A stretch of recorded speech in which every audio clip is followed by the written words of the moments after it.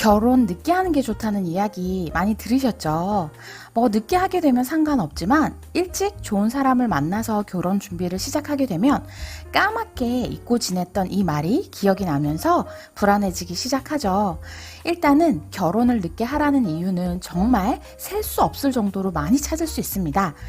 저도 풀어보는 사주들 중에 거의 반 이상은 늦게 하는 게 좋은 이유를 하나 정도씩은 다 찾을 수 있는데요. 이번에는 그 중에서도 대표적으로 그런 이야기들을 많이 듣게 되는 몇 가지 케이스를 알려드릴게요. 첫 번째는 대운의 흐름입니다. 운도 종류가 여러 가지가 있어요. 매일의 일진, 월운, 연운. 그 중에서도 대운은 10년 동안의 우리 삶에 영향을 미치는 가장 큰 규모의 운을 이야기합니다. 당연히 이런 대운에도 크게는 우리에게 긍정적인 영향을 주는 운과 반대로 도움이 썩 되지 못하는 부정적인 운으로 나뉘어지겠죠.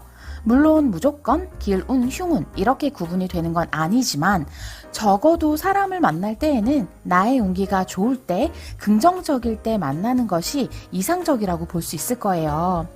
저는 대운을 우리가 10년 동안 걷게 되는 거리라고 설명을 드립니다.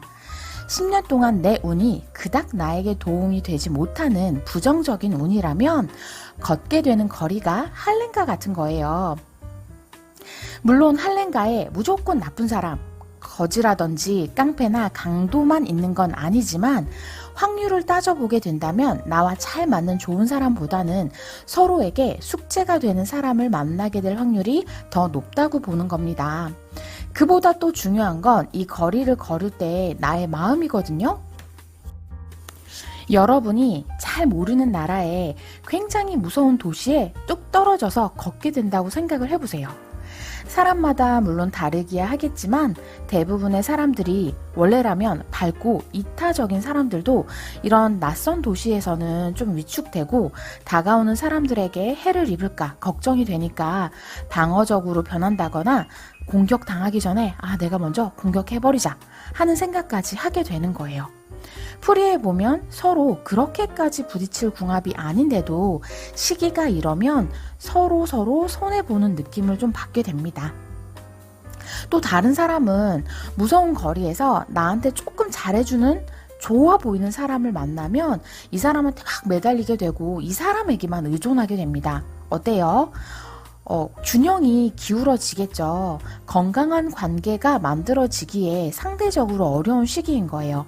이런 운이 10대 후반이나 20대에 들어와 있으면 가급적이면 이 할렘과 같은 운을 벗어나서 안전하고 밝고 예쁜 거리에서 만난 사람과 인연을 만드시라고 권해드립니다. 혹은 그 전에 거리에서 만난 사람과도 이렇게 안정된 운에서 제외하게 되면 관계를 만들어가는 모양이 많이 달라지는 경우도 있습니다. 두 번째로 결혼을 늦게 하라는 이야기를 가장 많이 듣게 되는 케이스는 배우자의 기운이 중복이 되어 있거나 혹은 무기력할 때 이런 이야기를 많이 듣게 됩니다. 단식으로 봤을 때 여자분 같은 경우에는 지지에 관성이 중첩이 되어 있거나 관살이 너무 많을 때, 남자분 같은 경우에도 지지에 재성이 중첩이 되어 있다거나 재성이 3개 이상일 때, 배우자 궁이 형이나 충에 해당이 될 때, 배우자 궁이 사방에서 극을 당하고 있을 때, 배우자에 해당하는 글자가 다른 비겁과 합을 하고 있을 때 등등등 여기에 해당되는 케이스는 여러 가지 형태로 나올 수 있습니다. 사실 처음에 알려드린 것처럼 대운의 흐름이 좀 좋지 못한 케이스는 그 시기를 벗어나면 좋을 확률이 상승하지만 사주 모양 자체가 이렇게 배우자의 기운이 약하거나 중복이 많이 되어 있다면 배우자 복은 다른 운에 비해서 상대적으로 조금 낮을 확률이 있는 거예요. 원래 모든 운을 다 똑같이 사이좋게 똑같이 가질 수는 없는 거거든요. 배우자 복이 약하다는 게 어떤 걸 의미하냐고요. 이것도 다양합니다. 아무래도 내가 받는 것보다 주는 쪽일 때, 우리가 소위 말하는 좋은 능력에 자상하고 이상적인 배우자의 형태에서 약간 벗어나 있을 때 대개는 배우자 복이 좀 약하다라고 이야기를 드리지만 제 기준으로 배우자 복이 약하다고 알려드리는 이유 중에 하나는 연결된 끈이 약할 때입니다. 결혼이라는 건 서로가 타고 있는 튜브를 붙잡고 밀려오는 파도를 같이 넘는 거라고 생각을 해요. 그런데 서로 연결된 끈이 약하면 이런 파도가 밀려올 때 더 쉽게 서로의 튜브를 놓치게 되는 거죠. 그러니 삶에서 만나는 크고 작은 갈등 앞에서 함께 헤엄치며 버티기보다 서로의 끈을 놓기를 결정하게 되는 거예요. 그러면 이런 것도 결혼을 늦게 하면 해결이 될까요? 애석하게도 그렇진 않습니다. 결혼을 늦게 한다고 내 사주 자체가 바뀌는 건 아니잖아요. 다만 여태까지 축적한 많은 인생 경험들이 이 파도에서 버티는 힘을 조금 더 만들어주는 거죠. 물속에서도 숨을 조금 더 잘 참을 수 있게 되고 튜브를 잡고 버티는 팔의 근력도 강해져 있는 상태니까 높은 파도가 와도 도망가기보다는 같이 함께 맞서는 선택을 하게 될 수 있는 거예요. 이런 케이스에서는 궁합을 가급적이면 보시는 것이 좋습니다. 그나마 잘 맞는 궁합을 만난다는 건 어려운 여정이 좀 쉬워질 수 있는 방법들 중에 하나가 됩니다. 저 같은 경우에는 그냥 혼자서 파도를 즐기기로 결정했습니다. 혼자서 즐겨도 되고 여정마다 새로운 일행을 만나도 되고 우리에게 주어진 선택지는 하나가 아닌 여러 개라는 거 기억해 주세요. 다음으로 알려드릴 수 있는 케이스는 사주가 너무 강할 때입니다. 사주가 강하다는 것은 기본적으로 사주의 나를 의미하는 색상과 동일한 색상, 비경과 겁재가 아주 많을 때, 또 괴강살이나 양인살, 백호대살 같이 강한 성정을 만드는 강살이 중첩이 되어 있을 때 대체적으로 사주가 좀 세다라고 표현을 합니다. 내 기운이 세다는 건 상대적으로 반대되는 기운이 약하다, 힘이 없다고도 볼 수 있는 거예요.